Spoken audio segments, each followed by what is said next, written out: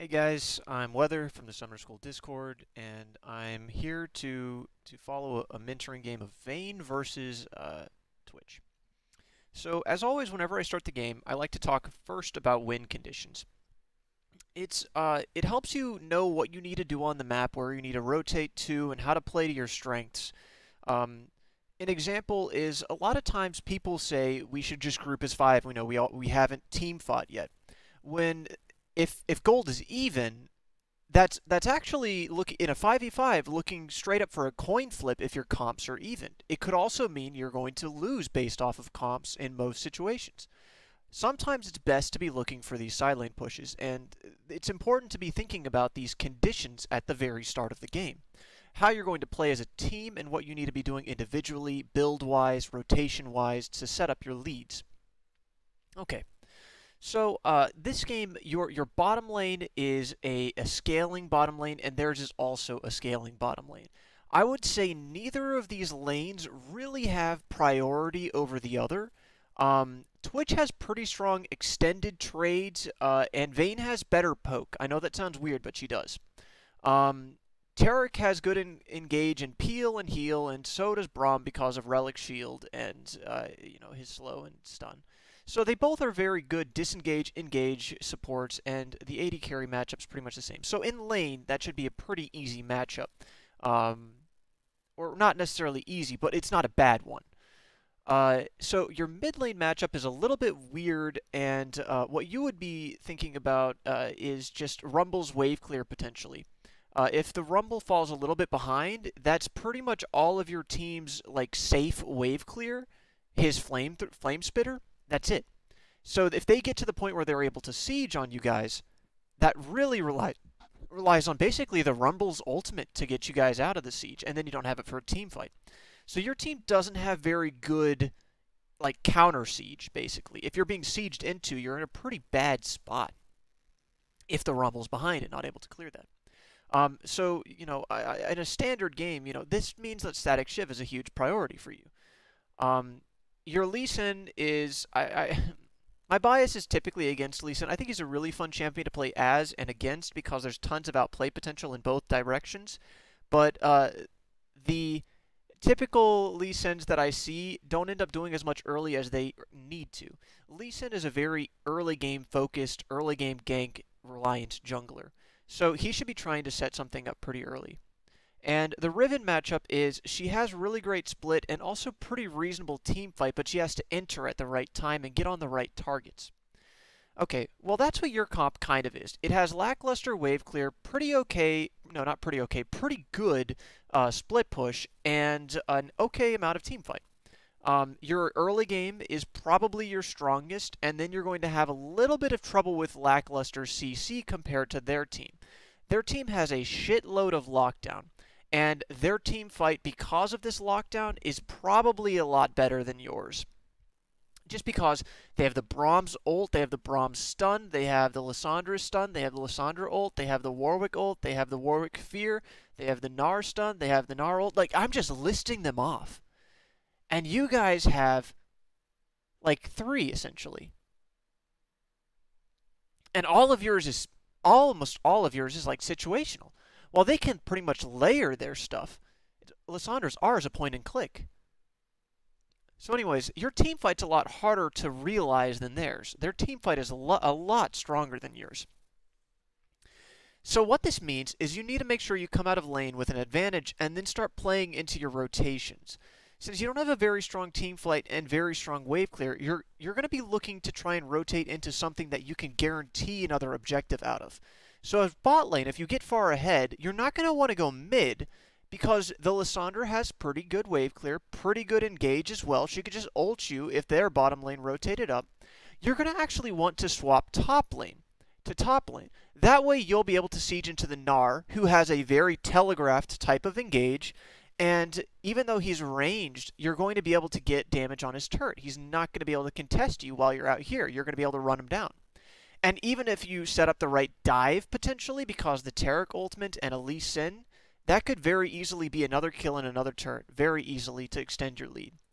After that, it really depends, but that would be my early game strategy, and that's really what you want to kind of focus on. Late game, you're going to be really reliant on kind of splitting their team. Riven's going to probably have to do the most of that because she's got teleport.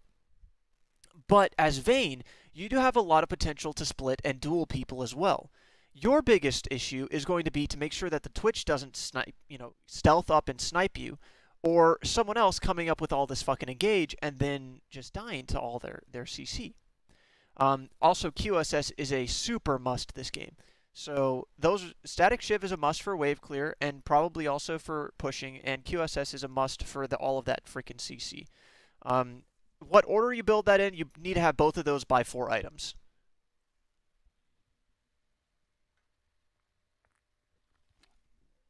Okay. So I like how you're out here, and I like how you're looking for vision. This is a really important thing that a lot of people need to do because this is how you can easily lose games. However, your awareness here is a little bit off because Lee Sin is coming to defend this area. You're providing the exact same vision Lee Sin is providing, which means you could have walked down to the Tri-Brush and secured this invade route as well, right? They could invade over here. This may seem like a really small window of yeah, okay, maybe they don't gank, maybe they do invade, they get a kill, what of it? Well, games that you surrender by 15 minutes, since this game snowballs, right? The earlier a play happens, the more impactful it is.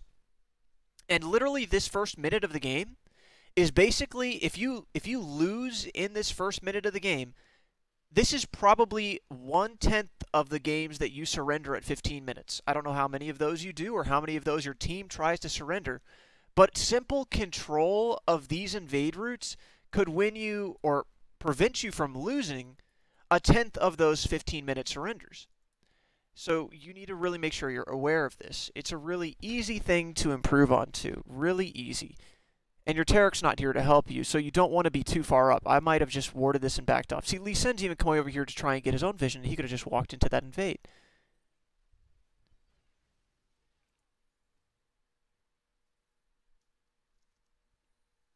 Interesting. So whenever your jungler is starting something interesting like this, where he's going for an early invade, you need to make sure you try and get pushing priority. You already kind of have that, but that's just so you can kind of go up and help him. You stop autoing the wave quite a lot, but he's already left, so it's not a big deal. Alright, that Lee Sin is proving me wrong. Good job, Lee. See, poke. As I said, Vayne wins out in poke on this matchup.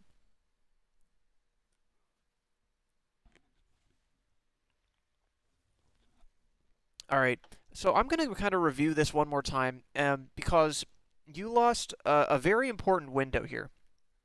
This first wave that you show up to decides a lot of different things. It decides who has aggression, who has level 2 priority, who has all-in potential, and a lot of other things. A lot of other things. So right here, right, you already have 2 auto attacks on them, right? You've already started pushing this wave, so there is no way at all, they should outlevel you. And they do. They beat you to 2. You even probably have solo XP on that whenever the Tarek was away. But because you back away like this, you don't understand your windows to trade. You don't understand your windows to trade. I have a little video on that I will show you, but the one that I'm going to point out here is thinking about who can trade onto you, right?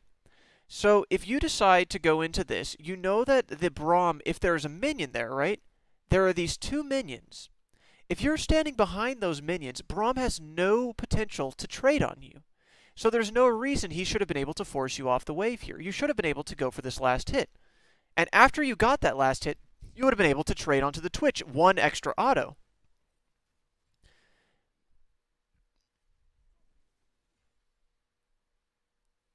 You also have the potential to be autoing this. So this shows me you don't value level 2, and that's a huge part of this lane.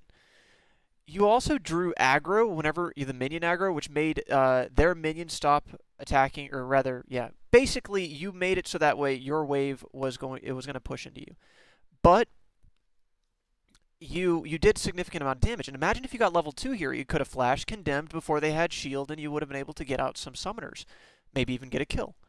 But you're not managing the wave correctly because you don't understand aggression windows. That's positioning in the wave, understanding who can trade on you, and resources. Because you had every reason to even take that because you have fleet, right?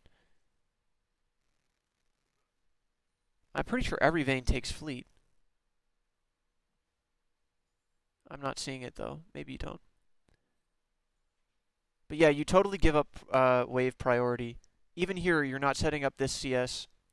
The Tarek's doing a great thing by pulling it to the side, but you're not setting up your CS. I know you said uh, you had extra bad CSing this game, but this you need to worry about CSing under turret. Like you're not even trying to fix these. Um, your Tarek does ruin some of these for you though, apparently. All right, so you got some of those.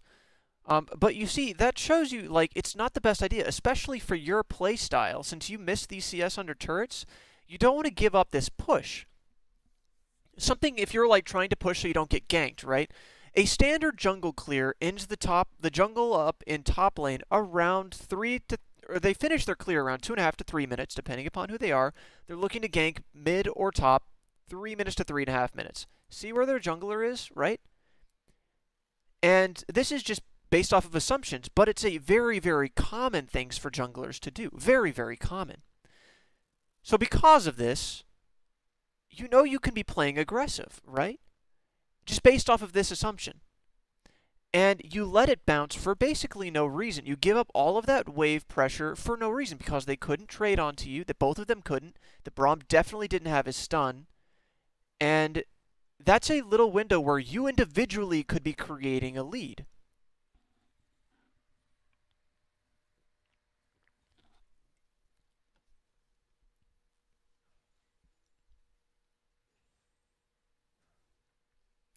Okay, you definitely do need to see that video on was it like trading? Mm, you held your condemn for a very long time.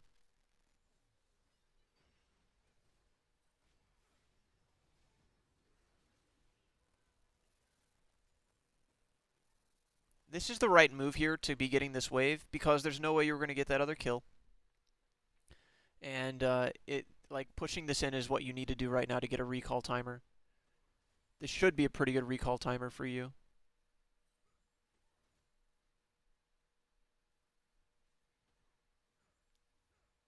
This is a pretty risky spot to be recalling exactly for that reason. You were forced back anyways, and now that you were forced back, you have to stay because they're pushing this into you. That was a perfect recall timer and a disrespectful recall location. At this point, you definitely should have your BF on a recall, and if you don't, it's just because of the CS and wave priority, and that would give you a lot more kill potential in the future, which would let you snowball this lane. Remember what I was saying about early advantages, 15-minute games and stuff? Yeah, this is an example of a way you can pressure that 15-minute advantage. And you would make it so you could get the CS too. This is another somewhat disrespectful location to recall. If I was the Twitch, I would have thrown a cask on you and I would have looked for that dive. Um, and if you lose this turret here, which you have a good potential to lose this turret, yeah, see, look, they could have looked for that dive. All it took was the Twitch to throw a cask on you, and you could have also died here.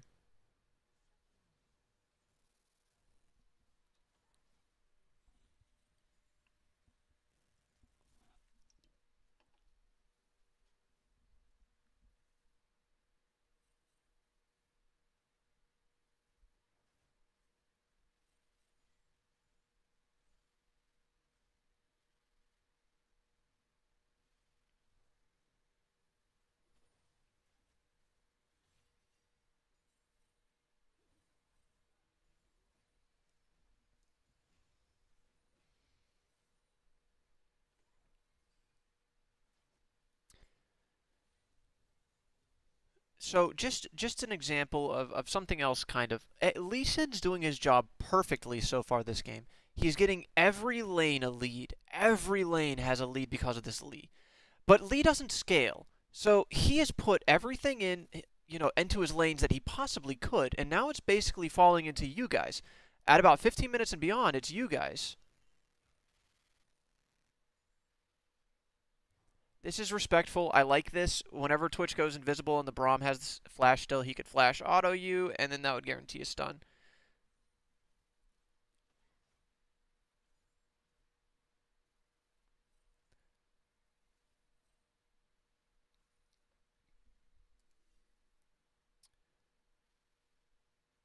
Okay. So you hold your R a bit too long. If I was you, I would have R'd here, and I would have gone in on the Twitch. You might still pick up this kill, but killing the Twitch would have done a lot more for you. I don't really understand what's happening over there. Yeah, see? If that was the Braum, that wouldn't have happened.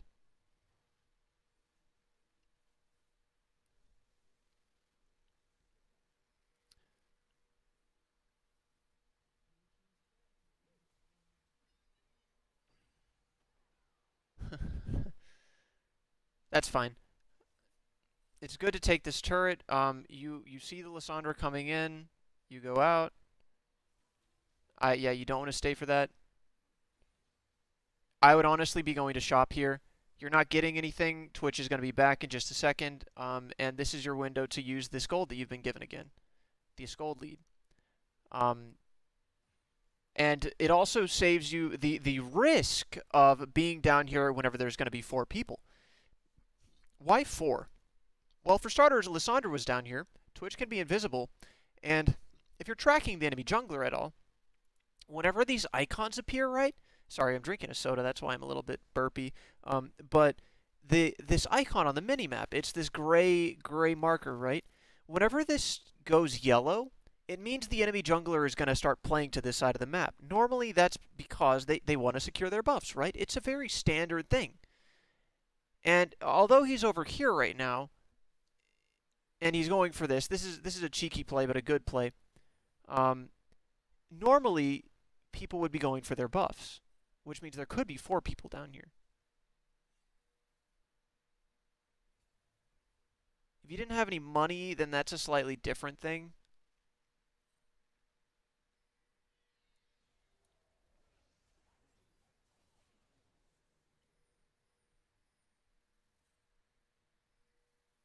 I like those pings.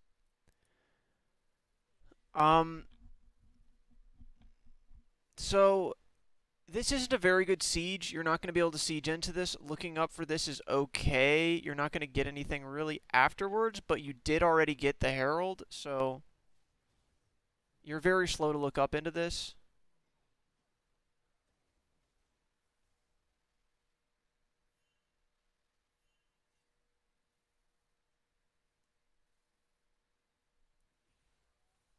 I think that's a mini-map awareness thing.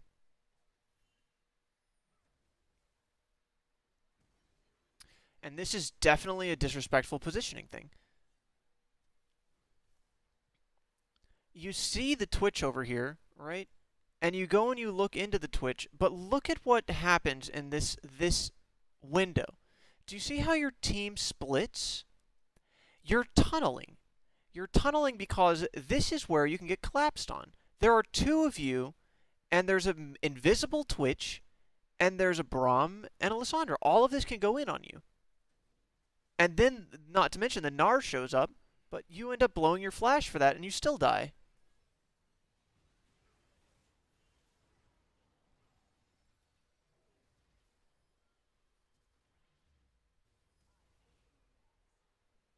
You barely get out. Alright.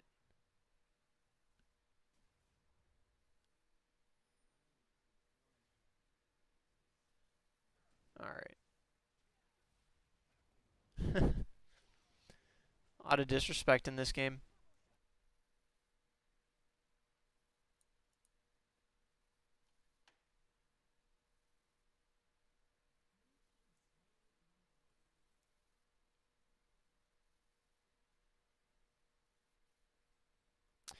So going down bottom here is a pretty good move. Exactly what you wanted to do. I would have stuck to that. If you were following the death timers, you definitely would have been able to kill the Twitch here 100%. Braum wouldn't have been able to be there.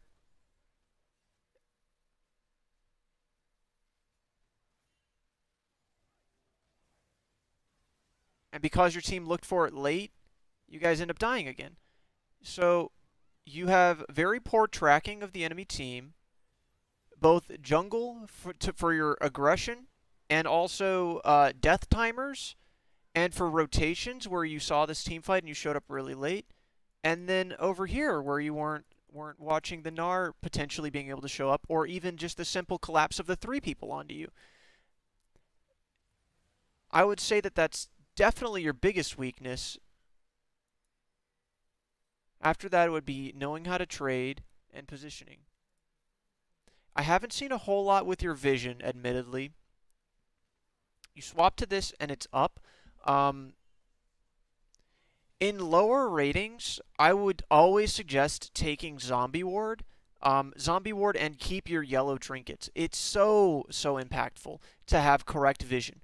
It sets, like, especially with this comp where you need to make sure you don't get flanked by the Twitch, it sets up a protection line from that and sets up a playmaking line where what if you knew there was no Braum here, right? What if you had some knowledge somehow, right, to guarantee it was this 1v1? You would have stuck to it, right? Do you know what does that? Yeah, it's wards. So whenever you are playing in lower rating and you think that you're not having enough vision or something like that, which your team has an okay amount of vision, it's not really in any good spots though. This is really good for helping like top lane push tier 2, but now it's not going to help at all. And judging by where these guys are placed, they're all fresh wards, which aren't going to spot anything out. Because your next rotation is going to be between mid and bot. So that's an example of where even though you have vision out, it doesn't matter. So you need to start focusing on your vision game too, especially in lower ratings, because in lower ratings, if you know how to do this correctly, it's going to separate you from the pack and is going to allow your team to make plays off of you, even if you're not doing that well. Vision is incredibly important. So make sure you're using it and make sure you're doing it correctly. This ward that I highlighted over here that I didn't even realize this was yours, this is a worthless ward times 10. Because look, you already secured over here, which doesn't really matter, and you secured over here. And you're already backing off, and they already have a TP coming in, so there wasn't any reason you were going to stay for that. It doesn't matter that you saw the Gnar coming with your blue trinket. Vision like that is redundant. Because you already decided on your play. You're backing off. Then why do you need this? It doesn't show you anything, it doesn't tell you anything, and it's going to die in like a minute. Because someone's going to come by and kill it.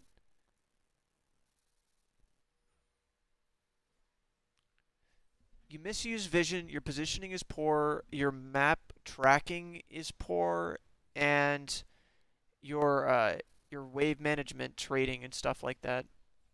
That's about 5 things so far.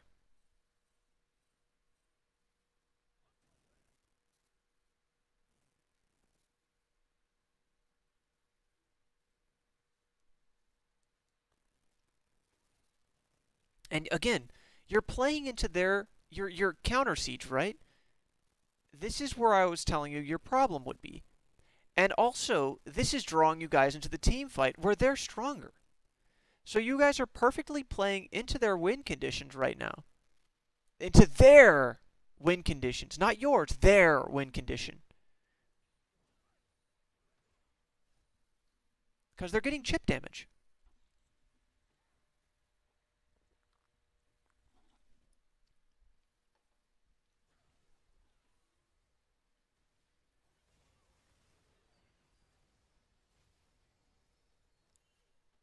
See, you guys even outnumber them over here, right? For that fight, you were outnumbering them.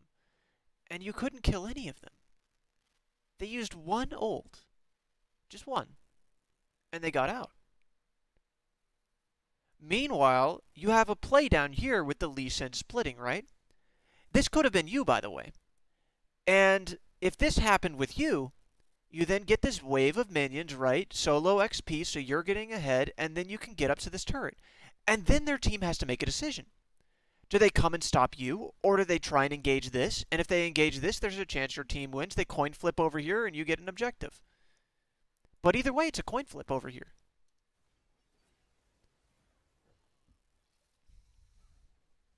You don't want to look for the coin flips. You want to look for the smart play where you have more than a 50% chance of it working out.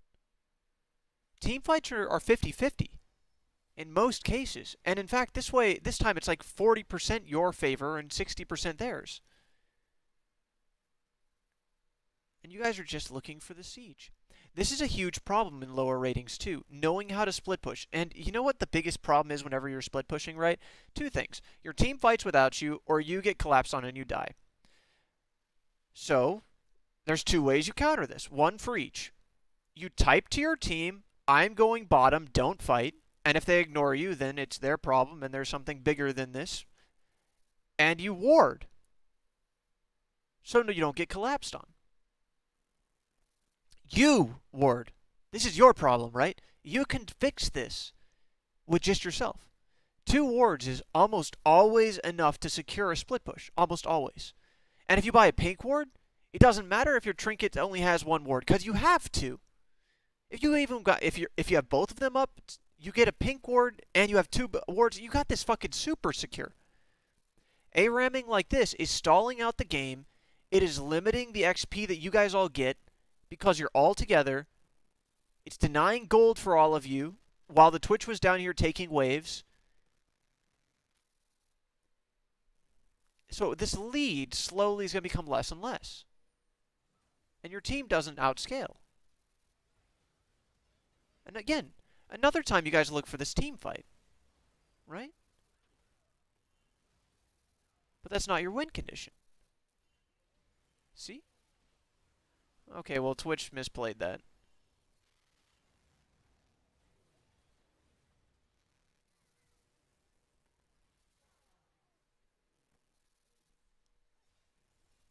Still, that was the coin flip right there. You don't need to do that. Look at this wave that just died over here. And look at this that you're going to push into their turret, right? And you didn't end up getting this turret. You, as an AD carry, as a mid laner, as a jungler, as a top laner, your biggest focus in this game is not team fighting. It should be turrets. What can you do to get turrets, right? A big problem in lower ratings especially is everyone wants to go just for the fights. Cause yeah, it's fun, right? You wanna outplay someone. That's why you play this game. But if you're trying just to get rating, then the little secret that'll let you in on is get turrets. Get turrets. Sieging mid like this into their wave clear and their superior team fight is just asking to get nothing. There you go. Going back bottom.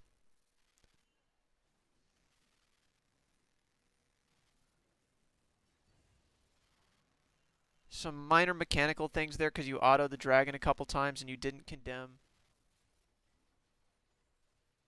But you see, look, Vayne can win the 1v1, right? Of course. And why couldn't you do that earlier? You see, this gives you chip damage on mid, like what you guys were trying to do. And if you had stayed bottom, right? If you had even stayed bottom, you could have potentially gotten into this turret. And if Tarek was a little bit healthier, you could have probably killed this turret. Again, alternate universe that happens, but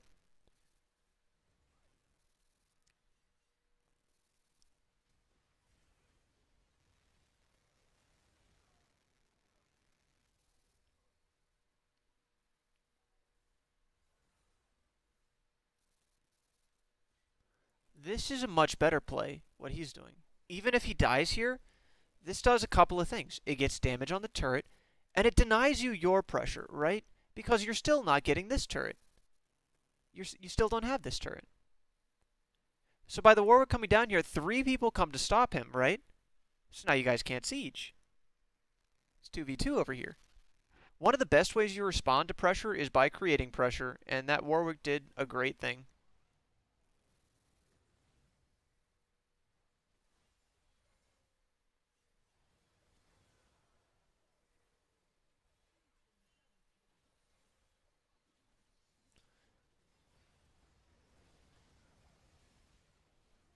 That was a very good team fight, actually, and it's just because numbers. Literally just numbers. Whenever you're looking for a fight, you need some sort of advantage. It's just the nature of it to make it not a coin flip, right? So where's your advantage here? It's really obvious. You have 4, and soon to be 5, and they have 3, right? There's no way they win this.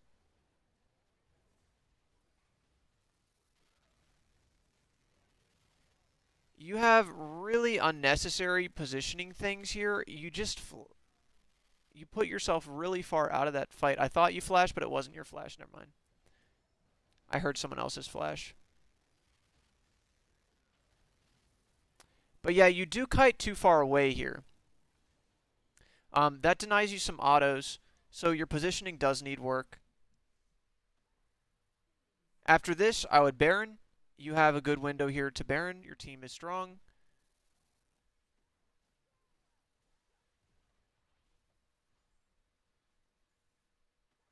That's super greedy, and you end up blowing flash for that. Okay. So you know that was greedy. And here's why you should have gone for Baron, right? You can't siege into this. Imagine that.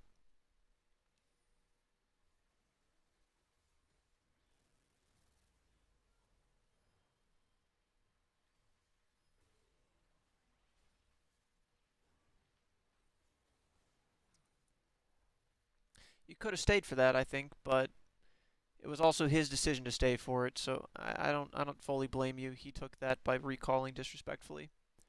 He wanted the 1v1.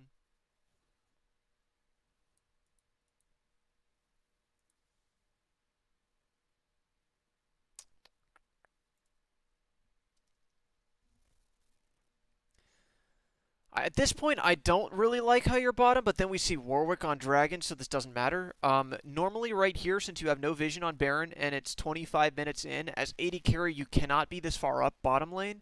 But since you see Warwick on Dragon, this is fine.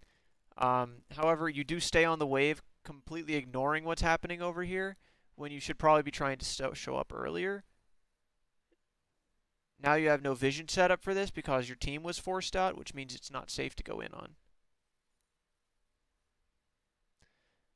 Returning bottom here is, see, look, you're ignoring this.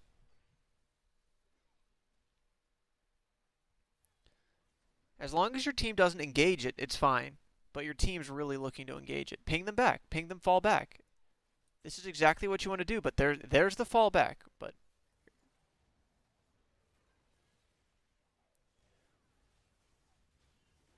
yeah, okay. You need to ping them a lot more fall back. You're not telling your team what you're going to do. You made the right decision to go and do that, except for the problem was there was no communication. Here, I would try and create pressure. Since they are going for this, and I see people showing up mid, I would either be looping around like this to try and kill the people mid, or I would be going to siege this turret. If I went to siege this turret, they would have to make the decision to either take Dragon and give up this turret, or come to try and kill you at Dragon, because the Lissandra can't do it by herself. The Gnar can't do it by himself. They got to at least send 3 people probably to stop you too. By backing off like this, you're not going to do anything.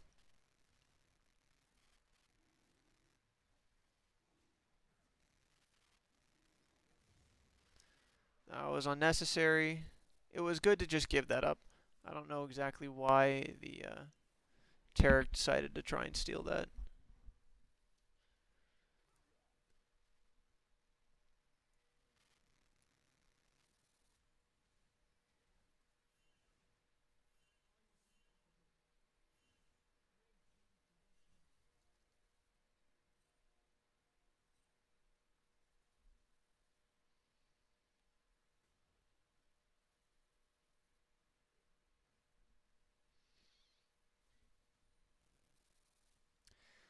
Alright, so not too much happening.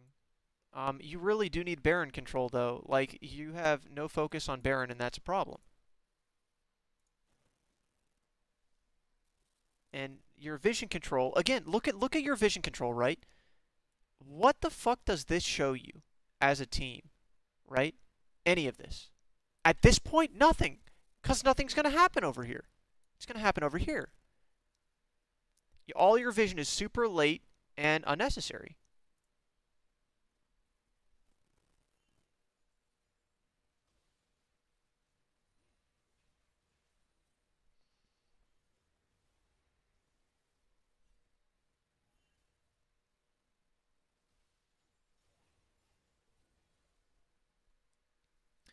This is what you want to do. Be over here. Get a pink ward for it. You have a pink ward in the middle of mid lane for some reason. I don't really know why.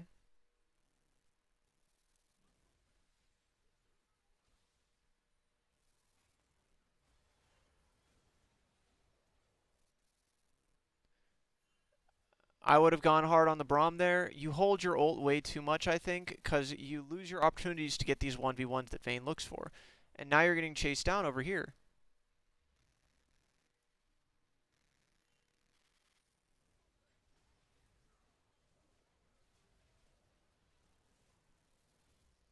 Yeah, and you're giving them these team fights. You're giving them partially because you're grouped, but your team is also really hard forcing these. You need to be setting up for the 1v1s or the rotations. You also need Baron control so you can bait them. Catch someone when they're trying to ward that shit.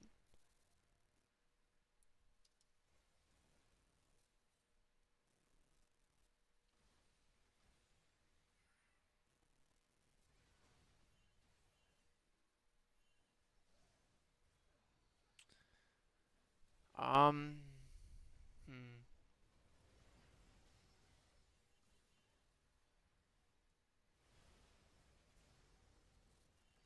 Alright, good.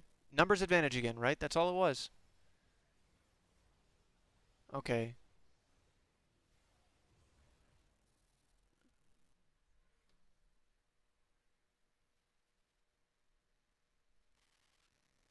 Going bottom is a good rotation. You just need to make sure your team comes with you. Dragon doesn't really matter.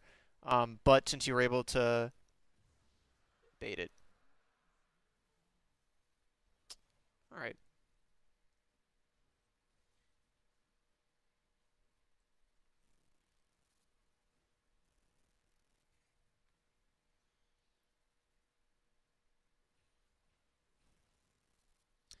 This is also pretty good since you can't siege into them by splitting into two. This is good. Your team is team fighting again over here for no reason, but keeping doing this is exactly what you want to do.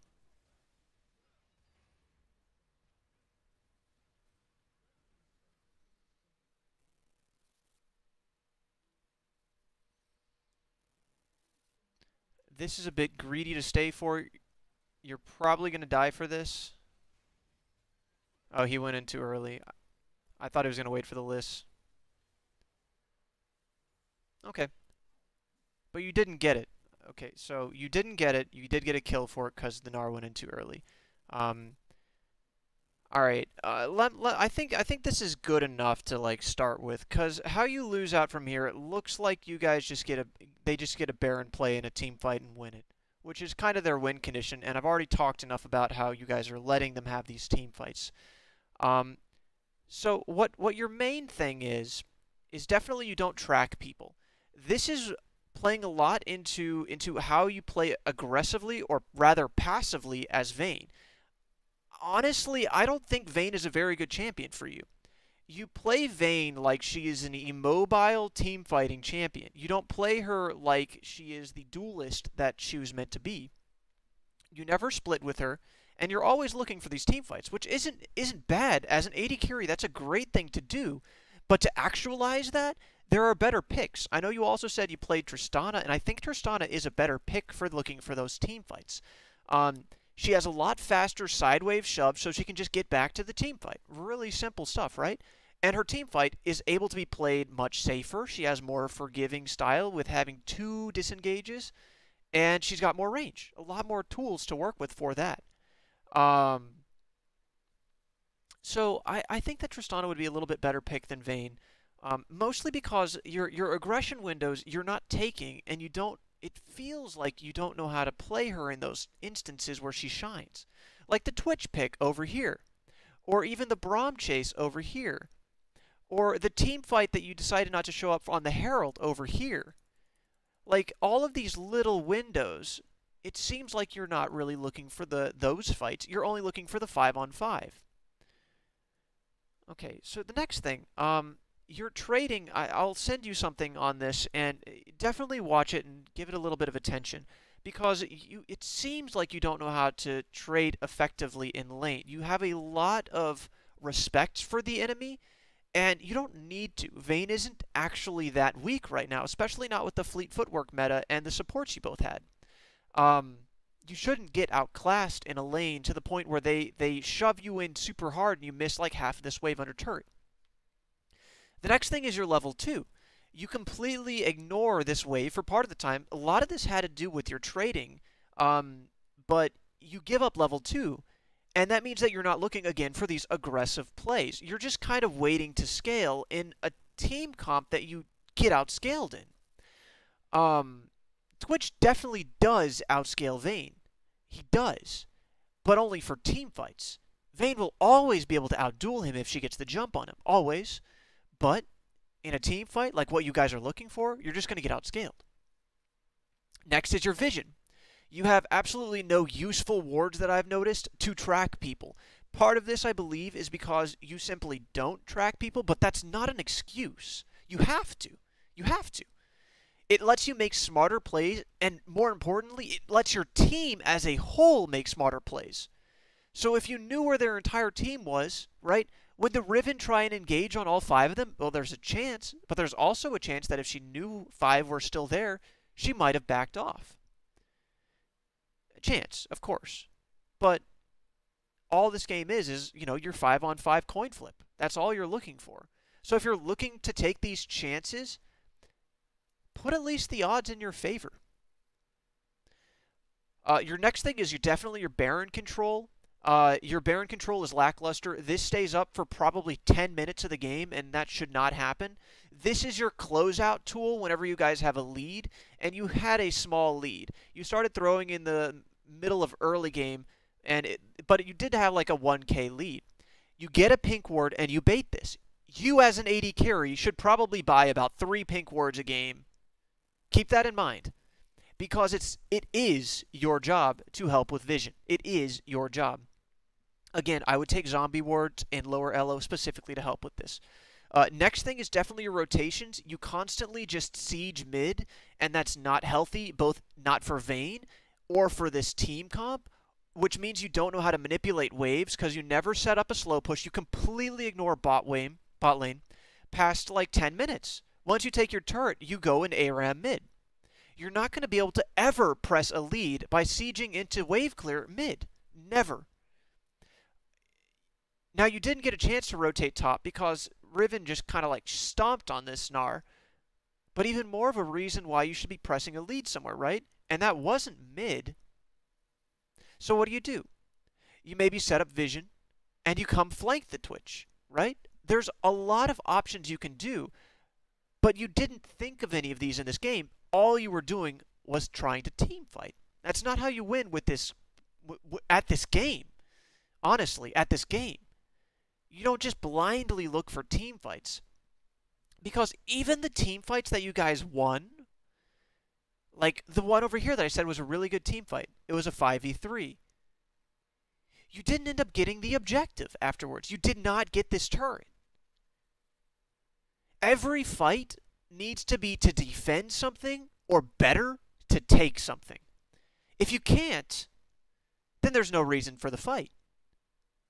A lot of the times that people take fights in lower elo, it's just because it's a fight. Like the time the Riven fought over here, it's just a fight. There was nothing you were contesting. There was nothing to take. The time you guys fought mid, you could arguably take the mid turret, but you were probably going to be low, and you probably weren't going to kill them all, so you probably couldn't take the turret. Which means you're not setting up, which means you're not thinking ahead, which means you're just blindly taking fights. And that's the whole point of me saying you need to work on your rotations. This plays again into vision control, which is a big thing. Of course, you did point out that your CSing was a little bit wonky this game, and you do need to work on that too. But But after that, you do need to work on your positioning. You had some disrespectful positioning, both with your recall and with how you walked down to try and kill this Twitch. You left the Rumble to die when you recalled over here. So a lot of these things are like weird positioning because normally, right, your normal style is that you never take these fights, judging by this game. But what this really means is you don't know how to judge fights. So you need to work on that. Judging fights. Where are your advantages and what can you get? Your advantages was Twitch was alone, right? Well, that wasn't the case whenever you started chasing him because then you were alone. Which means you're not adapting. You're tunneling. You're tunneling constantly. You're tunneling on, I'm going to get this mid turret. You're tunneling on, I'm going to get this Twitch.